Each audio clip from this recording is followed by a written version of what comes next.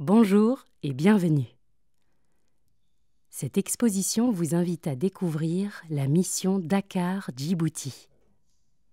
Entre 1931 et 1933, cette mission ethnographique et linguistique traverse 14 pays d'Afrique qui sont à l'époque sous domination coloniale européenne, à l'exception de l'Éthiopie. Dirigée par l'ethnologue Marcel Griol, la mission rapporte en France plus de 3000 objets, 6000 spécimens naturalistes, ainsi que des milliers de photographies et de fiches d'enquête. L'objectif annoncé est alors de documenter des cultures africaines supposées être en train de disparaître sous l'effet de la colonisation.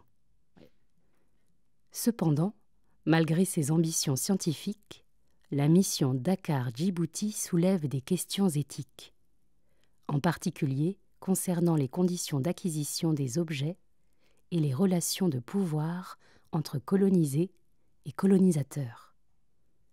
L'exposition que vous allez découvrir propose une relecture critique de cette mission, en décentrant le regard grâce aux contre-enquêtes menées par une équipe de chercheuses et de chercheurs africains et français.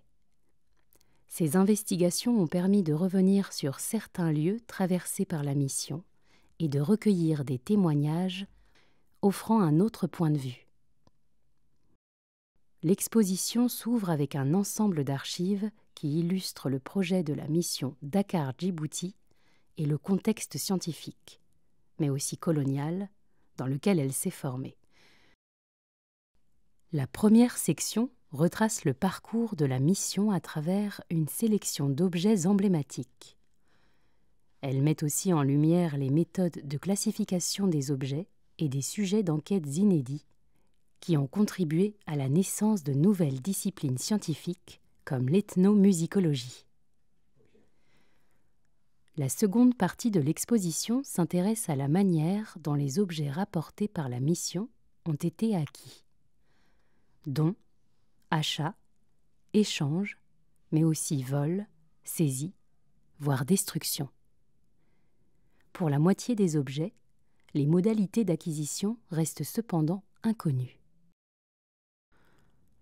La troisième section met en lumière les acteurs et actrices invisibles de la mission, les interprètes, informateurs et représentants du pouvoir africain, souvent restés dans l'ombre des ethnologues français, ainsi que les femmes, européennes ou africaines, qui ont été invisibilisées.